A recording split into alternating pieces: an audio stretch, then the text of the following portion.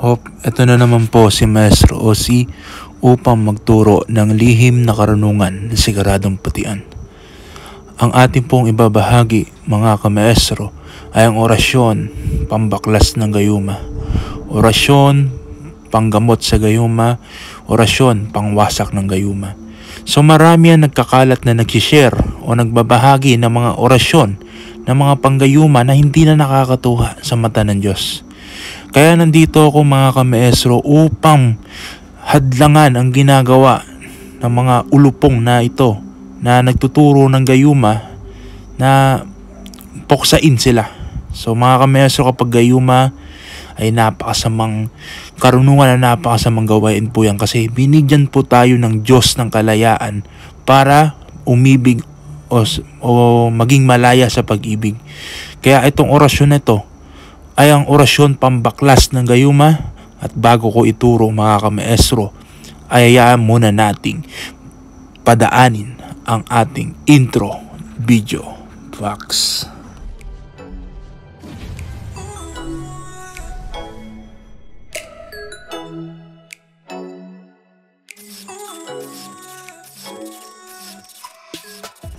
Yeshua Masaya mga kamaestro, at si Maestro Osi na naman po ay nagbabalik. Napakatagal po natin at siguro po mga kamaestro ay na-miss nyo yung ganitong setup natin na voice over lang o boses lang ang inyong naririnig. So dito tayo nakilala, dito tayo naging tanyag at naging makulay ang ating yugto sa social network ay babalik natin. So bagong lahat mga kamaestro ay magpapakalembang muna ako upang sa ganun ay ma-cleanse at makapokus tayo sa pag-ara-aral at pagtuturo ng orasyones. Mababaklas po lahat ng inyong mga negatibo at makakapokus kayo ng maigi sa pagtuturo ni Maestro Osi.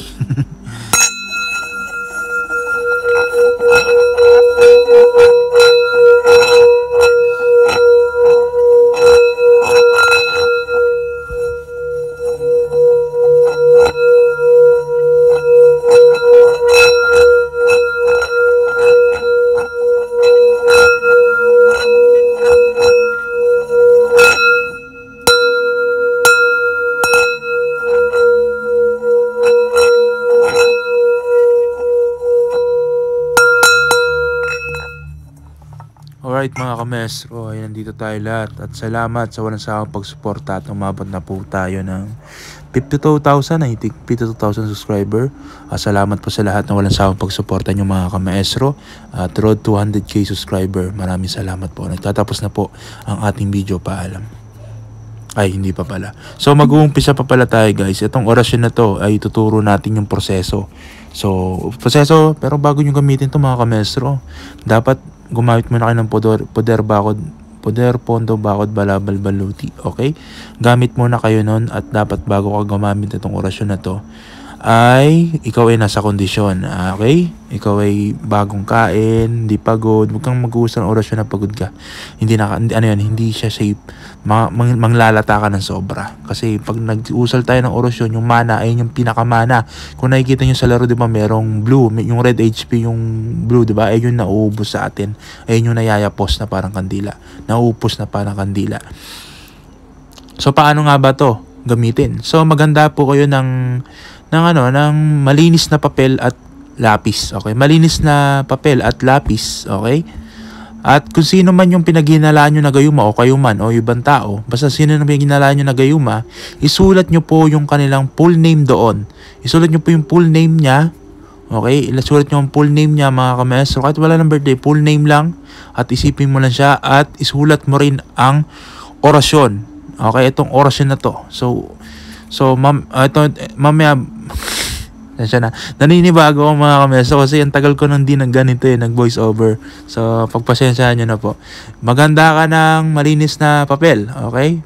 Tapos lapis, okay? Kahit anong lapis, kahit may tasakit gamit na, okay lang yun, walang problema. So isulat ang pangalan at isulat ang orasyon na ito. So itong orasyon na to ay isusulat mo. Okay, ito po ang orasyon.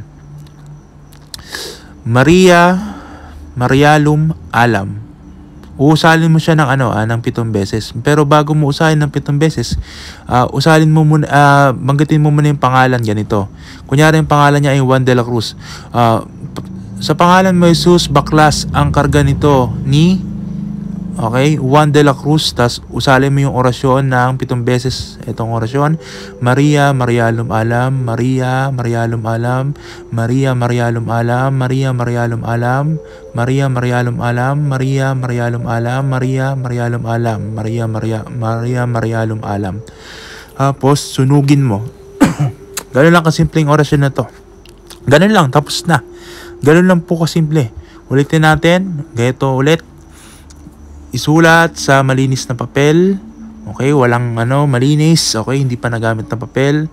Okay lang yung lapis na kahit natasa na o ginamit na. Okay lang isulat ng pangalan. At Juan de la Cruz kunyari. At sulat mo rin yung orasyon nito na Maria, Marialum alam. Okay? At ganito ang gagawin kapag nasulat mo na. Okay? Sa pangalan mo, Jesus, ay baklas ang karga na gayuma ng taong ito.